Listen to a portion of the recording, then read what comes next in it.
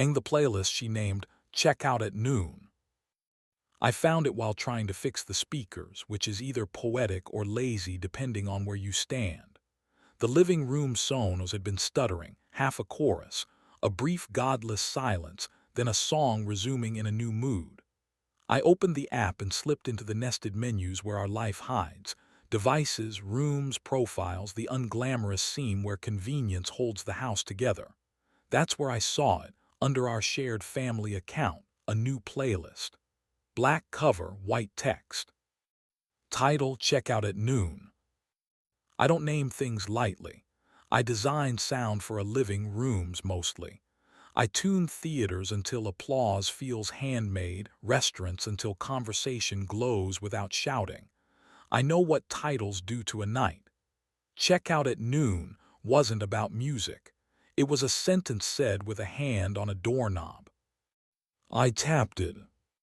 The first track was that soft French song we heard in Lisbon the night the power went out mid-meal, and the waiters lit candles like an apology you could eat. The second was a bass-heavy thing that makes furniture consider short careers.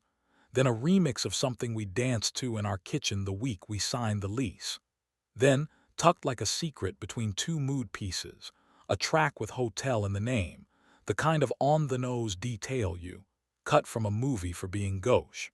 The playlist ran 47 minutes. It ended with a piano piece, whose final note lasts longer than the key that made it. I should have left it, should have chalked it up to mood, nostalgia, a joke she meant to show me later. Instead, I checked the collaborators. Just one me, and another profile I didn't recognize. No avatar, just the gray of the uncommitted. The only way to add a collaborator is to invite them. The only way to invite them is to be certain about what you're building. Lose something, Zoe called from the bathroom. The blow dryer hummed like an alibi. She works in brand installations, turning empty spaces into months that look good on phones. We're both in the business of staging. People trust our rooms because our rooms know where to put them. Found a new playlist, I said, trying on casual like a shirt I didn't remember buying. Yours. The one with blue cover, she said, louder over the dryer. Found it in Discover Weekly. This one's black, I said. She didn't answer. The dryer stopped. Water clicked. She came out in a t-shirt of mine that the washing machine had convinced into softness, a towel hugging her hair, a single drop of water deciding her jawline. She glanced at my phone the way people glance at windows to guess weather. Play me something, she asked. It was a skill, how she could locate the nearest easier truth and volunteer it. I queued up the French song. It made our apartment look like it had earned these walls. She swayed unintentionally. Her shoulder brushed my arm. The air decided to believe us for a second. I wanted to slide my hand under the towel at her neck and say the word stay, not as a command, but as a description. Dinner at Myra's tonight, she said. The one on Fleet with the stupid sconces. I'll be late. Checkout's at noon, I said before I could stop myself. I regretted it the instant it was air, like a misplaced spotlight. Her eyes did that choreography I know too well. Flinch, laugh, land. What am I being accused of? She asked, amused enough to be brave. She went to the kitchen and fed coffee to the French press like it owed her money. Who's R? I asked, because skipping to the question is sometimes cleaner than building a scene you both hate. She met my eyes over the kettle's steam. She didn't pick a lie, she picked a cut. Raphael, she said. From the install on Mercer, he sent me a list. We swapped songs like people swap jokes. I titled it. He laughed, it's a playlist. Is it? I said, and hated how easy it is to turn a question into a verdict.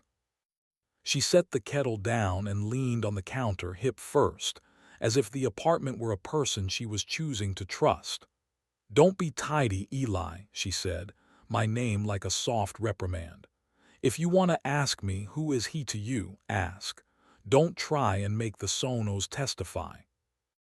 Who is he to you? I said without cleverness. A feeling auditioning for a person, she said. He makes me remember the version of me who didn't ask for permission to want things. I've been missing her. I don't want him. I want her. You can be mad about the method. I'm mad about the method. I stood inside the French song long enough to hear it end. I wanted rage. I got clarity and the ache that always comes with it. She came to me, hand finding my chest, palm flat, pressing the way you test whether a wall is load-bearing. He'd arrived. It always does around us, uninvited and not unwelcome.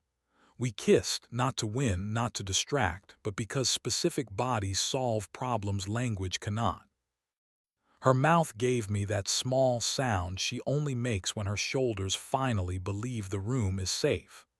I let her breathe into me, recorded the tempo like a note I'd use later to tune a space. When she left, the door closing with the indifference of a building, I opened the app again and scrolled to where the playlist lived. Under it, a breadcrumb, suggested on nearby devices, the Henrietta Hotel, 3rd floor. Sonos is a snitch. Somewhere near us, those speakers had recognized each other, and my phone knew their handshake. The Henrietta was 3 stops away, an old bank turned into a mood with rooms. I'd tuned its lobby a year ago, delicately siphoning treble out of the marble so conversation could keep its skin on. The 3rd floor has suites that pretend to have secrets. I put on a jacket that could pass for neutrality and told a version of the truth about an evening meeting. I left with hunger I didn't want and a resolve I didn't deserve. Hotels are expert liars, light sources that flatter, carpets that muffle missteps, staff with eyes trained to notice without nodding. The Henrietta smelled like cedar, citrus, and the absence of consequence. At the desk, a man with immaculate eyebrows smiled like a syntax. "Welcome back," he said in a voice I'd tuned. He didn't know whether he knew me. Good tuning does that. "I'm meeting a friend on 3, I said. "They forgot their room number. Can you ring R on floor list?" He checked the screen with the professional curiosity of a doctor. "R Racha," he offered. "Suite 304. Raphael Racha.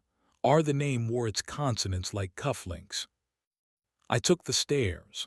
I needed the time a lift would steal, the breath, the creak of wood telling me whether I was a person or a story. The door to 304 had the kind of hardware you can learn a person by. I knocked and instantly hated the sound for being exactly what a knock is, a prelude you can't retract. The door opened a cautious hand's width.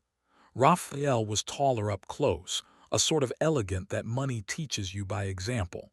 He looked at my jacket, my shoes, the line of my jaw the way men do when they're deciding whether to be decent. "You Eli," he said. It wasn't a guess. "I am," I said. "You're R." He didn't posture, he didn't flinch. He opened the door another foot. "She's not here," he said.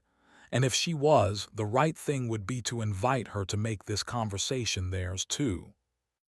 "Is that what we're doing?" I said, stepping into a room that smelled like sharp rain and the faintest ghost of her perfume, the one that sits between fig and sin. He moved aside. The suite was tastefully specific: low lamps, a corner couch, curtains that meant business. A vinyl player sat on the cabinet with a record already spun to track 1, the French song. I wanted to hurt the stereo and hated myself for giving it so much power. "I'm not here to win," Raphael said, unacceptable for being probably true. She said she was going home. She said she needed to say the truth there before she ruins what she came here to practice. What was she practicing? I asked. Because interrogation is useless but questions are habits. "Not asking permission," he said. "Watching a room change because she is in it, not because she curated it." There's a special place in hell for men who can narrate your wife better than you do. I found myself liking and resenting him in equal measure, which is an algebra too boring to keep. Leave town, I said, not a threat, just a crude wish. I have a shoot in Istanbul tomorrow, he said with annoying timing. I'll be gone by morning. And in a week, I said. He glanced at the turntable like he was tempted to justify music. In a week, you two will either be practicing or pretending, he said. I'm bad at standing near either. I looked at the windows, at the bed, rumpled, no, still ironed into good behavior, at the ice bucket sweating like a guilty noun. I'm a sound guy. I opened my mouth and listened to the room instead of the man. It sounded like nothing had happened yet. I could be wrong. I believed me. I tuned your lobby, I said for no reason except to prove I existed before this afternoon. 3 dB off the marble. That's why it feels like a place where secrets get to leave intact. He smiled with his eyes finally. Thanks, he said. It works. If you ever use her name as a story the way you use this room, I said, I'll retune your apartment so every morning feels like an airport. I don't own an apartment, he said, but I take the point, and I'll deserve it if I forget how to exit. Good, I said. Good, he said. I left with nothing cinematic to slam. In the stairwell, a couple kissed in a way that makes you hope they're good to each other later. On the street, the city tried on the blue hour and decided to keep it. I went home to a front door that makes the sound I tuned it to make when we first moved in, firm, satisfying, a punctuation mark that promises a sentence on the other side. Zoe was on the rug, laptop open, eyebrows furrowed toward war. She closed it when she saw me, the reflex of a person making space. I thought you had a meeting, she said. I did, I said. I left early. She stood. We looked at each other like we were listening for a low-frequency hum only we can hear. I didn't go, she said, which I already knew but needed the music of. I know, I said. Do you want to be angry first or precise first? She asked. Precise, I said, then because I'm not a saint, and then a little angry. We took that to the bedroom because rooms matter. On the edge of the bed, she sat with her knees parted just enough to invite honesty. I took her hands. They were warm, steady, hers. If we keep pretending we can be the same people we were the first year forever, she said, we're going to start lying more elegantly and not better. I wanted sparks. I picked a terrible way to ask for them. Ask me, I said. I want to feel unruly with you, she said. I want a room that doesn't apologize for desire. I want to be able to say, come now, and not have you read it as a critique of all the times I didn't. The anger I'd promised arrived, small and just. Then don't outsource our heat to a stranger with a camera, I said. Don't build altars in hotels to practice what you could be practicing in the kitchen. She nodded, the kind of nod that belongs to adults who plan on staying. I'll delete him, she said. He's a method. I'll choose a better one. We made a rule with our mouths and our hands. Honesty before improvisation. Playlists named for what we actually want. Then we did the thing that still works. We kissed until the rules felt like architecture instead of paperwork. Her breath found that low wave that lives under her sternum when she believes she won't be punished for wanting. I answered like a man who has tuned enough rooms to know when the resonance is finally right. Clothes went in directions. My palm learned her ribs again, the count, the curve. She tugged my shirt with impatience and affection. I slid my hand under her t-shirt and found heat waiting like a promise that had gotten there first. We moved with care, then with speed, then with intention. Nothing obscene, everything specific. When she said my name, it came like relief. When I said hers, it came like a location. We stopped before the part where stopping would have been an insult. We lay forehead to forehead like people who survived a rehearsal and chose to keep the show. Later in the living room, I opened the app. The playlist stared back unashamed. I pressed the three dots. Rename. I typed. Stay over. It felt stupid. It felt perfect. Zoe watched me do it and smiled the way she smiles when a problem remembers it can be solved. She added a song, one of mine, an instrumental I'd tucked into a show where a couple pretends to break up better than they really know how. "You're going to see him again," I said, because if truth is going to live here, it needed to take the couch like a guest. "I'll see him when gravity insists," she said, "but he doesn't have a room here. He doesn't get to choose a track." We still stumble. Weeks aren't miracles. She tells me when she misses her first draft self, and I reply with now or later. We book a room sometimes on purpose and make it ours, not as a fix but as a practice. The hotel bar, the stupid sconces, the choice to share a glass and not share a secret. Occasionally, when the house is quiet and the evening needs a title, I say, "Check out at noon." And she shakes her head and climbs into my lap and says, "No, check in."